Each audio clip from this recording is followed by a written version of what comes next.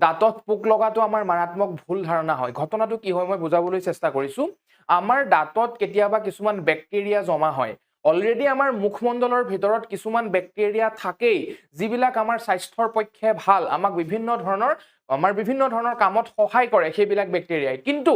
কিছুমান অলাগতিয়াল বেক্টেৰিয়া যিবিলাক আমাৰ শৰীৰৰ কাৰণে ভাল নহয় বা ক্ষতিকাৰক তেনেকুৱা ধৰণৰ বেক্টেৰিয়া বিলাক যেতিয়া আমাৰ দাঁতত লাহে লাহে জমা হয় খুব বেছিকৈ বৃদ্ধি হয় লাহে লাহে কি হয় আমাৰ দাঁতবিলাক ক্ষয় যায় মানে বেক্টেৰিয়া বিলাকে আমাৰ দাঁতবিলাক ক্ষয় যোৱাত সহায় কৰে মানে ফুটা কৰি পেলায় ঘটনাটো এনেকুৱা ধৰণৰ হয় কিছুমান বেক্টেৰিয়াই কি কৰে কিছুমান